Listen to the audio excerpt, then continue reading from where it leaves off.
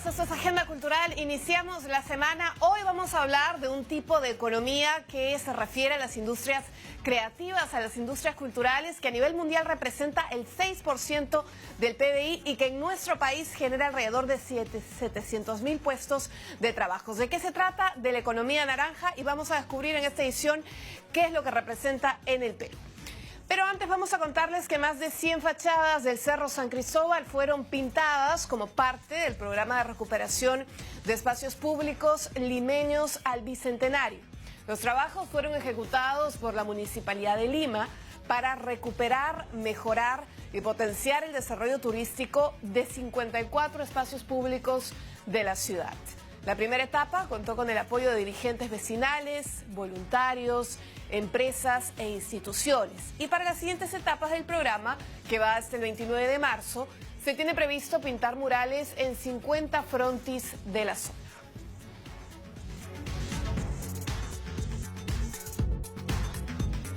Bueno, de otro lado, el Ministerio de Cultura destaca resultados del programa Puntos de Cultura en el marco de la estrategia Barrio Seguro 2019. Esta iniciativa lo que busca es desterrar la violencia en los distritos de Lima. La estrategia Barrio Seguro del Ministerio del Interior se desarrolló en los distritos de San Martín de Porres, San Juan del Lurigancho, Comas y Rímac, contando con el soporte de las organizaciones reconocidas como Puntos de Cultura, La Mancha Taller de Arte, Par 10, Hispanoamérica Unida y Microcine Laticine. El impacto de la intervención multidistrital de Puntos de Cultura se evidenció en la participación activa de 742 personas, entre niños y adolescentes en condición de vulnerabilidad. El programa desarrolló capacidades creativas, criterios y reflexiones, así como habilidades interpersonales y socioemocionales. El trabajo cultural comunitario también aporta a la recuperación de espacios públicos, lugares de encuentro y participación ciudadana. Así, el Ministerio de Cultura y Puntos de Cultura refuerzan su apuesta por un país libre de violencia a través del fortalecimiento de organizaciones comunitarias que mantienen en esos distritos una labor constante para mejorar la convivencia en la población. La misión de Puntos de Cultura es contribuir y ampliar el ejercicio de los derechos culturales a nivel comunitario, con especial énfasis en población en situación de vulnerabilidad, promoviendo la inclusión social. La Dirección de Seguridad Ciudadana del Ministerio del Interior, el Programa Nacional contra la Violencia Familiar y Sexual Aurora, la Secretaría Nacional de Juventud y Organizaciones Culturales seguirán siendo aliados y actores de la sociedad civil en coordinación con el Ministerio de Cultura. El 2020 Puntos de Cultura continuará fortaleciendo la red nacional con las organizaciones comunitarias que trabajan para mejorar la convivencia en las comunidades a nivel nacional. Bueno, vamos a hablar ahora de otro programa, Museos Abiertos. Esta es una iniciativa también del Ministerio de Cultura para que peruanos y extranjeros visiten los 50 museos del país administrados por el MINCUL de manera gratuita. Esta iniciativa cada vez congrega a más ciudadanos y los más pequeños sin duda son los más entusiastas con estas visitas.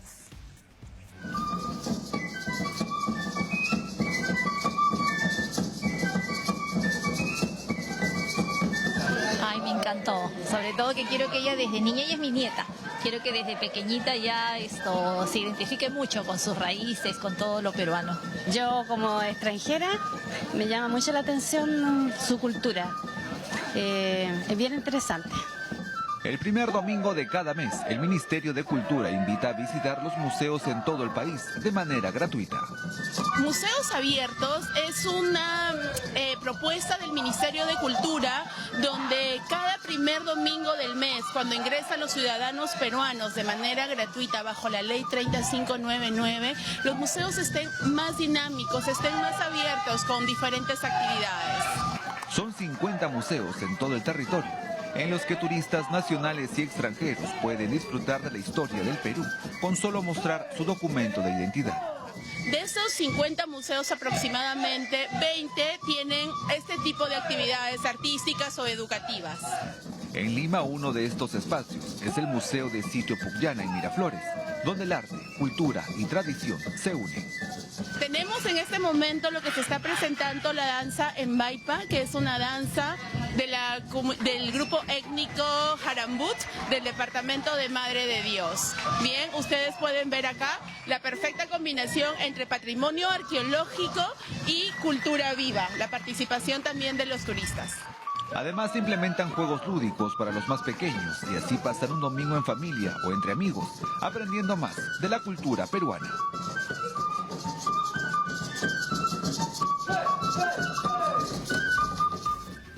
Bueno, una fiesta cultural es la que se ha vivido el día domingo, cada primer domingo del mes, ya lo saben, el ingreso es gratuito a todos aquellos museos que son administrados por el Ministerio de Cultura. Vamos ahora a hablar de la poeta Rosela Di Paolo, porque recibirá el premio de la Casa de la Literatura Peruana, esta distinción que reconoce la audacia y singularidad de su obra poética y trayectoria, como también formadora de poetas en sus más de 30 años como docente. Di Paolo es integrante de la generación poética de los 80 y en su colección de libros figuran Prueba de Galería, publicado en 1985, y Piel Alzada en 1993. La Silla en el Mar, su última publicación, aborda poemas sobre personajes de Herman Melville, el clásico neoyorquino. Este año el Ministerio de Cultura le concedió además la distinción de personalidad meritoria de la cultura. La ceremonia se va a llevar a cabo el día martes 21 de abril a las 7 de la noche en el Jirón Ancash 207 y el ingreso es completamente gratis.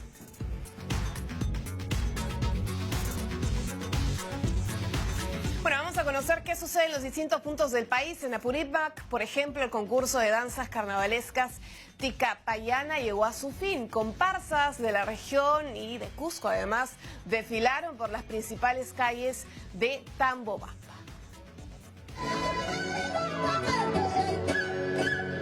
Durante más de 7 horas, cientos de jóvenes danzantes compitieron en el 11º concurso provincial y el 7º concurso regional de danzas en el distrito de Tambopamba, en Apurímac.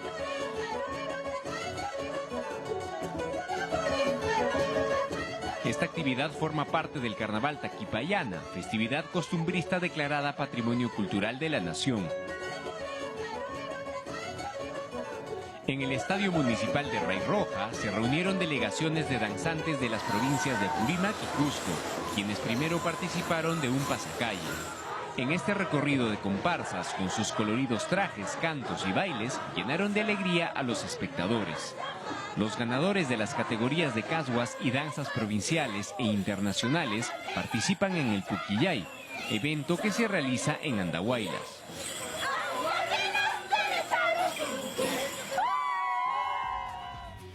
10 obras de teatro internacionales y 11 peruanas son parte de la programación del Festival de Artes Escénicas de Lima, FAELIMA 2020. Los elencos internacionales llegan desde Argentina, Chile, Colombia, España, Francia, Italia y Reino Unido.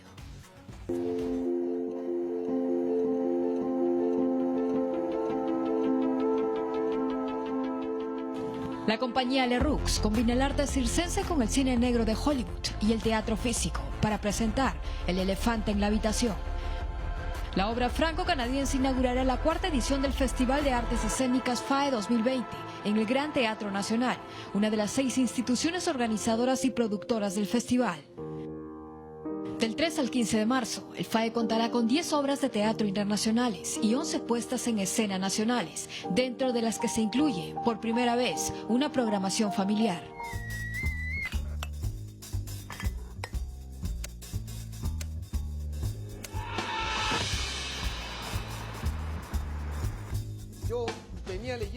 Emilio Gutiérrez, un joven con una vida rutinaria, cambiará su vida por completo al presenciar un suicidio en la calle.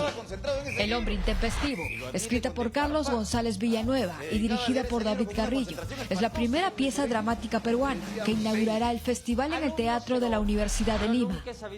La acompañan Carguyoc, El apellido comienza conmigo, Este lugar no existe, Hamlet, una versión recontra libre de la obra de William Shakespeare, Hice una obra sobre ti y por fin viniste a verla, entre otras piezas teatrales. Las 10 puestas en escena internacionales que podrán ser apreciadas por el público limeño provienen de Francia, Reino Unido, Argentina, Chile, Colombia, España e Italia.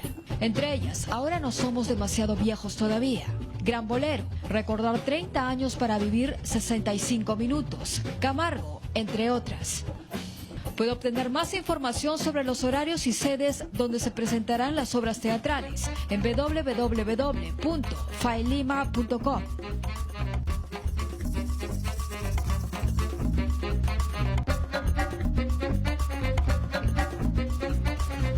Bueno, teníamos detalles de esta nueva edición de FAE Lima 2020. Son varias sedes y además lo interesante es que este 2020 habrán 2 obras internacionales de ingreso completamente gratuito.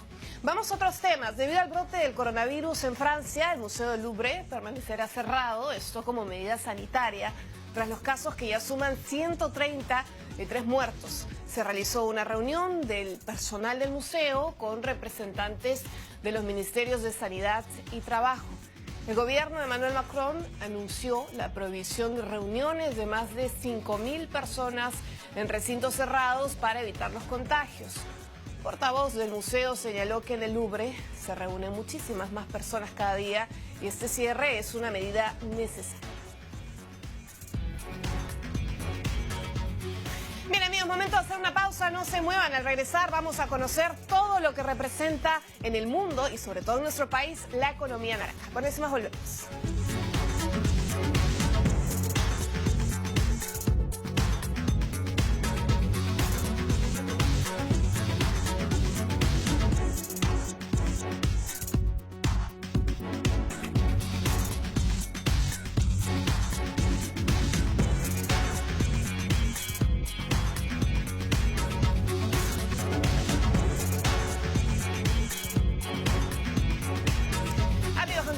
Muchísimas gracias por acompañarnos. Tal como lo anunciábamos al inicio de esta edición, vamos a hablar de un tipo de economía que está en auge a nivel mundial, que tiene una representación del PBI de alrededor del 6% y que en nuestro país representa además una gran oportunidad para los emprendedores creativos. ¿De qué hablamos? Hablamos de la economía naranja. Para entender un poco de qué se trata, nos encontramos con Carla Olivieri. Ella es rectora de la UCAL y es especialista además en innovación y liderazgo, a quien damos la bienvenida. Muchísimas gracias, Carla, por acompañarnos en Agenda Cultural. Queremos entender, en principio, a qué nos referimos cuando hablamos de economía naranja y por qué ese término también, este color en particular. Sí, gracias, Jennifer, por la invitación, y te cuento que tú también eres parte de la economía naranja porque la industria audiovisual, el periodismo, también es parte de ella.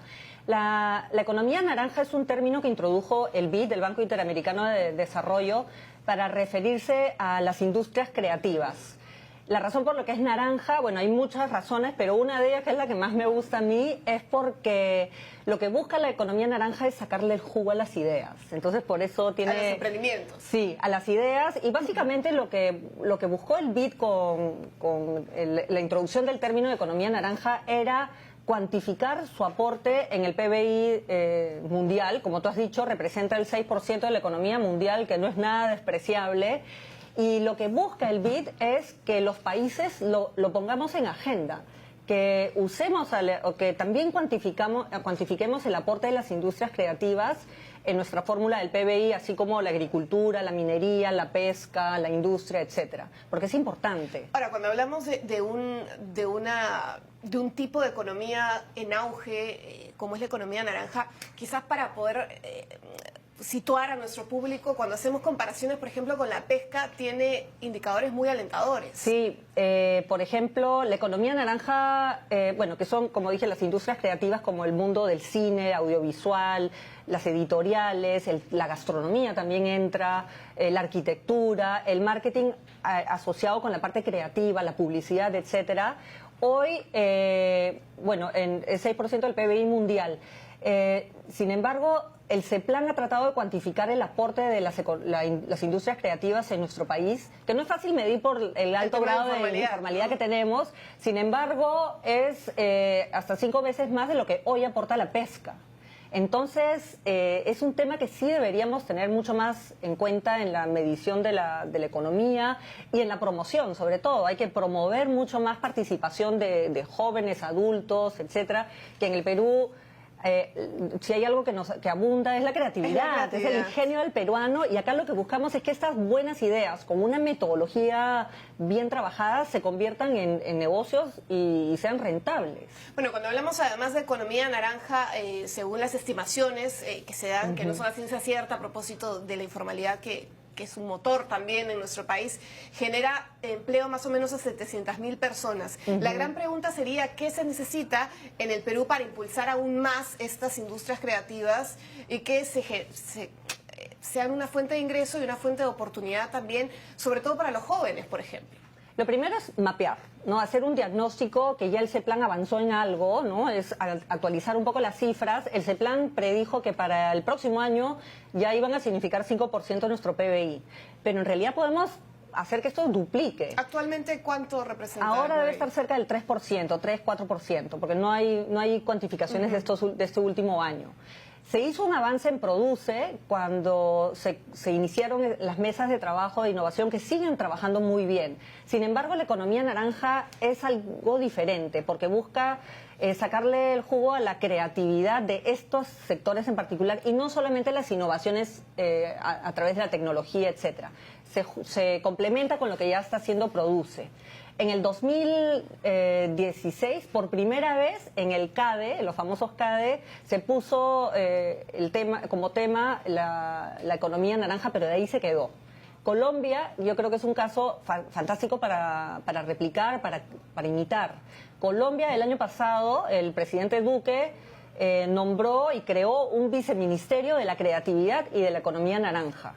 Y bueno, claro, el presidente Duque participó de estos estudios de la economía naranja con el BID, y el viceministro es justamente el autor de este libro maravilloso de la economía naranja, que es Felipe Buitrago. Entonces yo creo que aprender de la experiencia de Colombia sería interesante para un poco seguir sus pasos, porque por algo lo han puesto ahí. Un poco para replicar, pero también es importante esclarecer algunas dudas al respecto, ¿no? Justamente a propósito del caso colombiano que tú señalas, como todo tipo de economías y modelos nuevos que se empiezan a aplicar a cierto mercado, en este caso el mercado de Colombia, aparecen las críticas. Por ejemplo, leía algo así como que se benefician solamente las industrias capaces de moverse a ritmos acelerados de mercado. ¿Cómo podríamos adherir este tipo de economía a nuestra realidad, teniendo en cuenta que no tenemos el presupuesto que tiene, por ejemplo, en cultura, países como Colombia, países como Argentina? Es que justamente el propósito es que este tema se vea como un tema estratégico. La razón por la que Colombia lo tiene hoy como un viceministerio es porque desde hace muchos años, inclusive desde la época del presidente Uribe, se decretó y se definió a las... Bueno, en ese momento no se llamaban industrias creativas, pero ciertos sectores como la animación, el mundo audiovisual, etcétera, como ejes estratégicos para el crecimiento de Colombia. Y tiene que ser una política de Estado. Y cuando es política de Estado se ve el tema de manera integral. Un viceministerio que tiene no solamente un presupuesto, sino también se desarrollan las estrategias para acelerar el ritmo del crecimiento. Solamente dos temas de dos industrias creativas en las que nosotros tenemos una ventaja impresionante. Una es la gastronomía. Ya ahí hemos crecido brutalmente y tenemos un know-how, una expertise buenísimo, además de los maravillosos ingredientes y los maravillosos chefs que tenemos en el Perú. Este desarrollo se ha dado un poco de manera orgánica, porque bueno, está amarrado el tema de la educación, con la cantidad de escuelas de gastronomía que existen, la investigación, etcétera, que ha permitido ese desarrollo. Pero eso lo podemos explotar muchísimo más. Otro es el mundo audiovisual, el cine. El cine, ¿no? Que cada año aumenta las películas de una manera maravillosa, ¿no? Películas que pasamos de, no sé, 30 películas que se estrenan a 51 del 2019. Increíble, ¿no? Que en mi época creo que yo nunca he visto una película producida en el Perú, nunca, jamás. Ahora es un tema ya frecuente y es un tema de conversación, pero podemos hacer que eso crezca muchísimo más. Un poco también para esclarecer las dudas con respecto a qué entendemos por economía naranja, tomando de nuevo el caso de Colombia. Se vino todo encima cuando no le dieron estas facilidades, por ejemplo, a Uber o a Rappi o este tipo de aplicaciones. ¿Qué tipo de emprendimientos sí están dentro de la economía naranja? Porque me imagino que se abre también una vitrina de posibilidades, pero tiene que tener ciertos lineamientos también. Sí. En este caso, la economía naranja se refiere específicamente a las industrias creativas, que es donde convergen la cultura con algunos emprendimientos relacionados con temas como la arquitectura, donde la creatividad tiene un protagonismo, ¿no? La creatividad en la arquitectura, en el mundo publicitario, en la animación, etcétera, tiene muchísimo que ver. Entonces, esta convergencia es lo que desarrollan las industrias creativas. Sí es cierto que en startups tipo Uber, etcétera, la creatividad tiene muchísimo que ver para idear esto. Hay muchas formas de creatividad de emprendimientos. Y también, maravilloso, ¿no? ¿Y cuál porque es el contenido, lo lindo de la no? creatividad es que nace de donde hay algo que está fallando, donde hay un problema. La maravilla de la creatividad es que son personas obsesionadas con los problemas y buscan ahí donde están las oportunidades para poder generar, darle la vuelta a este problema, convertirlo en una idea y luego convertirla en algo rentable. En el caso específico de Uber, efectivamente, había un déficit con el servicio de taxis, que lo hay a nivel mundial, y lo que hicieron fue ver una manera creativa para poder saltarse las regulaciones. Pero no necesariamente está contemplada dentro de esa industria. En ese caso, no. Solo cuando está relacionada a industrias culturales. Una industria creativa, sí. Bueno, muchísimas gracias, Carla, por explicarnos un poco qué representa y qué potencial además tiene nuestro país. En un país que tenemos una cantidad de oportunidades, de creatividad, desde todos los aspectos, ¿no? Desde el cine, que estamos creciendo muchísimo. Y es la oportunidad del siglo, porque uno no necesita, como antiguamente, millones y millones de dólares para montar una industria. En este caso, no. Es una buena idea, bien trabajada, con una buena metodología, mucha persistencia, que la puedes hacer realidad. Bueno, y apuntando a que esta proyección del 5% de nuestro PBI sea una realidad. Y se multiplique. Y se multiplique. Muchísimas gracias por acompañarnos, Carla Olivieri, rectora de Local y además especialista en innovación y liderazgo, explicándonos lo que representa la economía naranja, la economía de las industrias culturales. Con esto nos vamos. Muchísimas gracias por su sintonía.